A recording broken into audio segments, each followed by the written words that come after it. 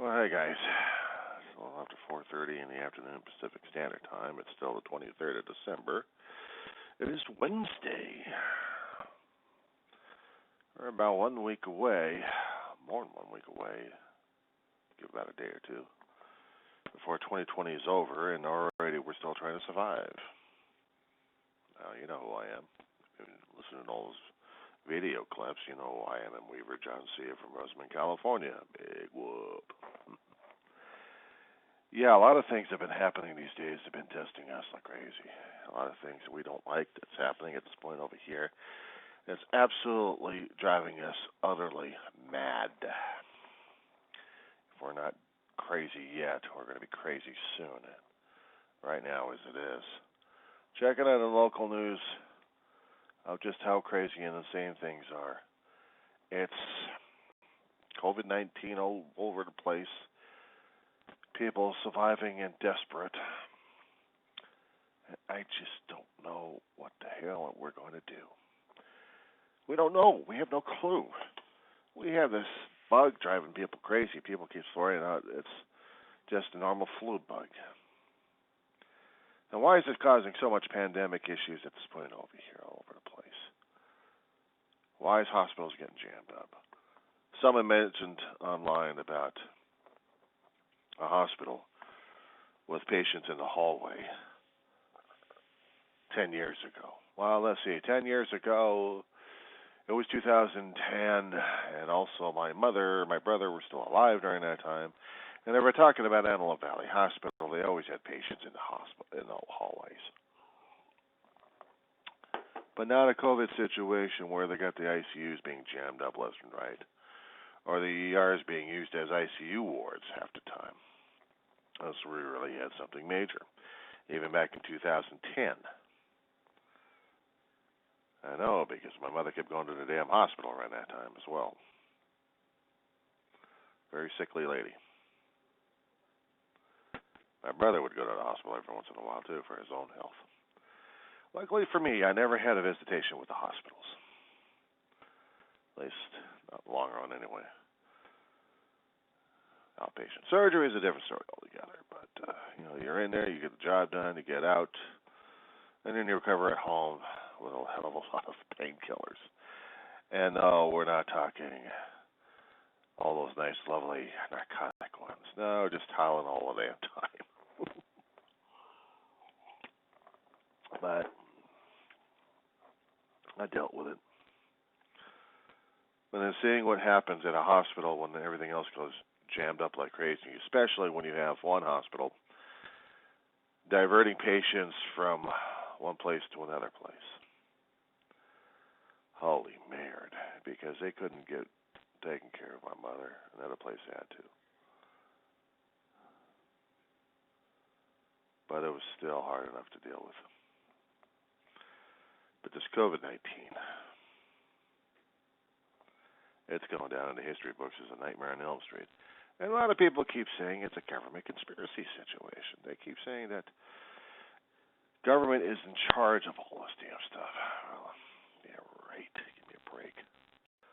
While trying to keep on top of the regular news these days. I see politicians are still going after the bills that we still need to get paid and stimulus checks to help with the people.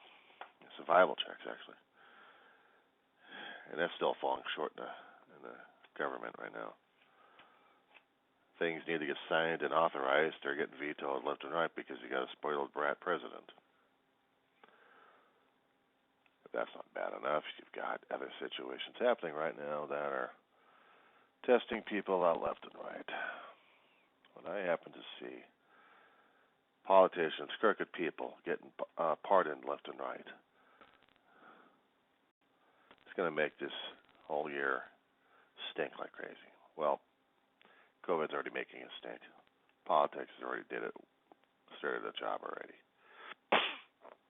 Meanwhile, while we're all listening to that one and also listening about how hospitalizations are on an all-time high, and bed spaces at a premium, almost to non-existent, we also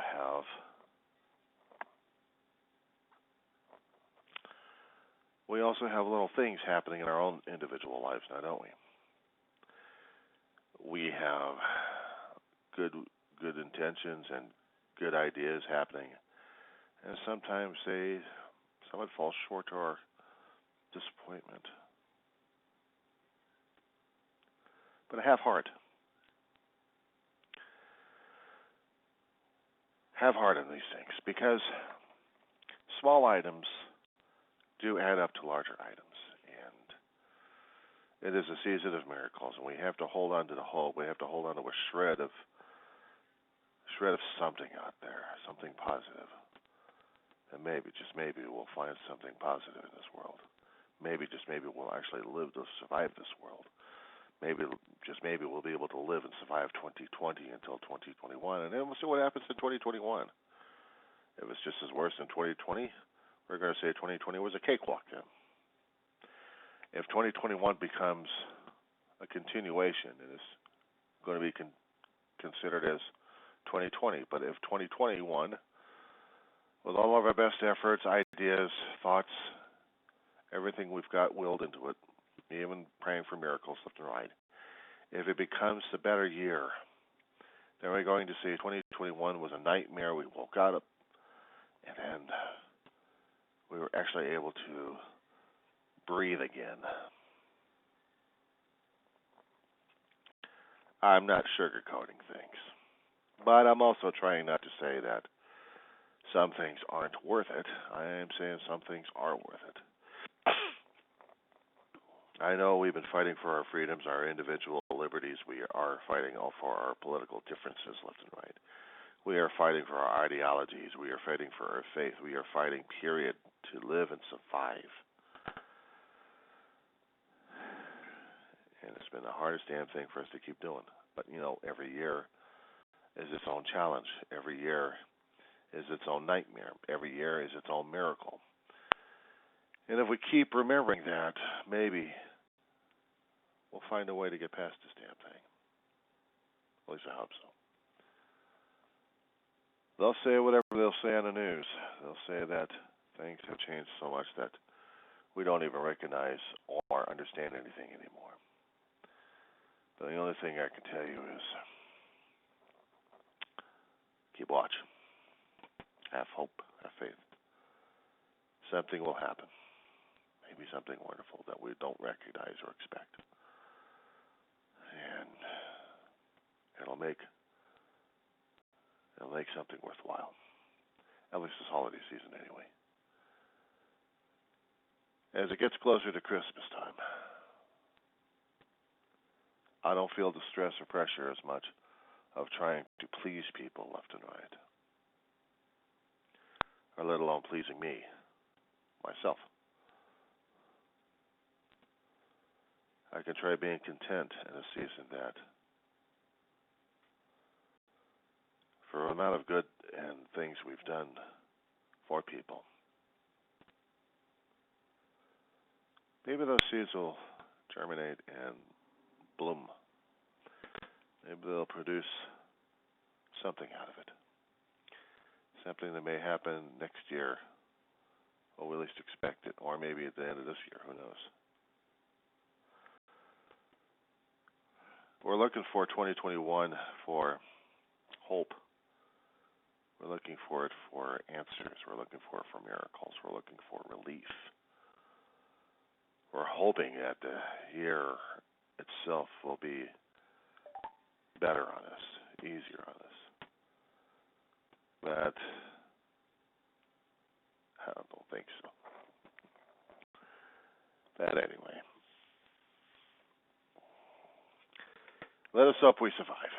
Let us hope there is miracles, and let us hope that we can be easier on ourselves and easier on everybody else. Trying to have an easy evening.